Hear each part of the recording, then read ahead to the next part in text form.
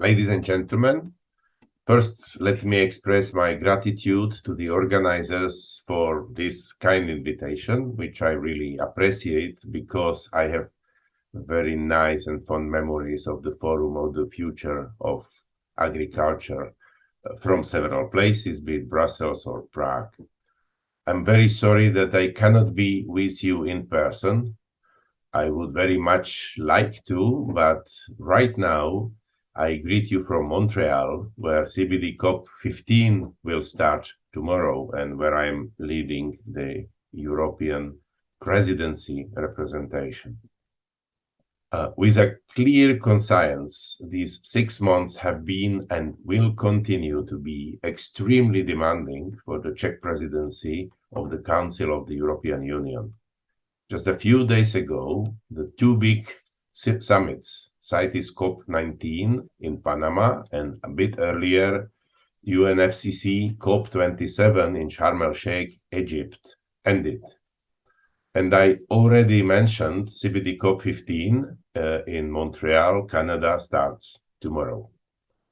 The whole world's attention was mainly focused on the conclusions of COP27 in Egypt, which had the subtitle African, which is why the topic of financing of so-called losses and damages resonated most here from the beginning.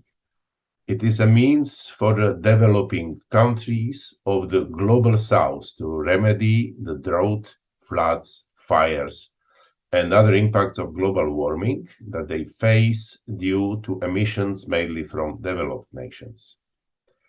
At the conference, the European Union negotiated to find a solution that would help the most vulnerable states as quickly and as effectively as possible. In the end, a new fund was agreed that voluntary contributions would be created with a wider range of donors, which would better reflect today's world. I have to say that at the same time, however, the European Union insisted on the need to continue reducing emissions to limit the devastating effect of climate change. The European Union negotiating position has been ambitious, as you know, to maintain the 1.5-degree global warming target, with global emissions starting to fall from 2025. The second proposal of the European Union and other countries such as Australia, Canada, and Norway was to reduce the use of all fossil fuels, including coal, worldwide. Unfortunately, as you maybe know, many countries still wanted to revise the commitments made in Glasgow and reduce the goals in Egypt, in fact. A faster emission reduction was therefore not achieved. However, a new work program for developing countries was created to help further reduce their emissions. However, an important step of the summit was that 150 countries had joined the global commitment to reduce collective anthropogenic methane emissions by 2030 by at least 30% compared to 2020, which means the Global Methane Pledge initiative was adopted. But now let me, with your permission, say a few words about the Convention of Biological Diversity, precisely because I am in Montreal. Unlike the climate conference in Egypt, which was more or less an implementation one, the purpose of CBD COP15 summit is to agree on a very important document on the global framework for biodiversity after 2020. So we may say something like Paris Agreement for biodiversity. This agreement will be a crucial strategy for conserving and restoring the world's biodiversity and ecosystems for the coming next years. Considerable effort has been devoted to preparing this agreement over the past few years. Intensive international negotiations were held in Geneva and Nairobi, and they preceded preparations for the summit. And negotiations will continue here in Montreal as well.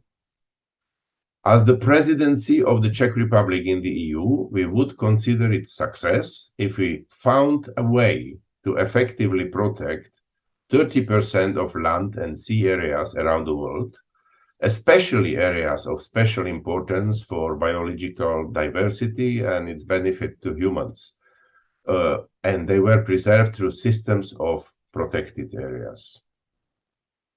Furthermore, we need to be able to convince our partners of the importance of focusing on restoration, not only obviously because a similar discussion on the EU nature restoration law proposal is currently pending in the European Union, but also because we need to restore biodiversity, protect the ecosystem services such as water and air purification, crop pollination, and flood protection, as well as contribute to climate protection or reduce the risk to the food security.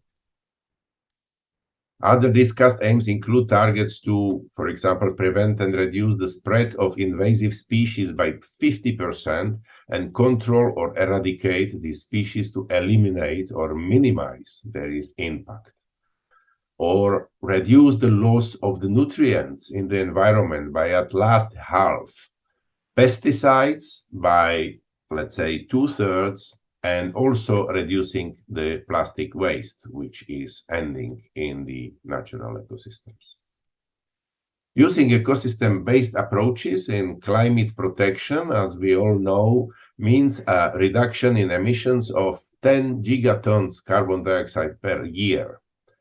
At the same time, adaptation and climate protection measures must not negatively impact the biological diversity. So this interlinkage is also very, very important to follow. We would also very much like to see harmful subsidies, meaning subsidies which are negatively influencing biodiversity, to be reformed and reduced by at least $500 billion per year.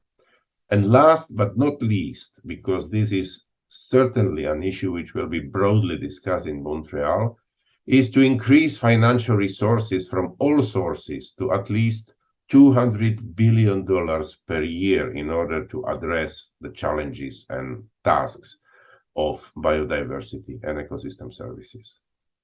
Obviously, these goals are very ambitious. I know that, we know that. But I am confident that we will achieve satisfactory results. This is a very important opportunity for it. And I believe these results will be the best possible outcome based on scientific knowledge which we have, compromises and discussions which are awaiting us across all contracting parties. So I am looking really forward for having a good result from Montreal, which will help us to start with implementation of efficient biodiversity strategy across the world, because the pending trends are still not very promising, and we have still observing the decline of biodiversity around the world. This year has not been easy. The consequences of the Russian invasion in Ukraine have affected us all. Significant changes are happening in society, which has to deal not only with the economic and energy crisis, but also with the personal tragedies of individuals or entire families. We see that very from the close view here in the place where we live in Europe. That is why I want us to agree on global biodiversity framework at the end of the year, just before the Christmas, because it can make life on this planet better for all of us. So with that, I thank you very much for your attention, and I wish you a very successful meeting. Thank you.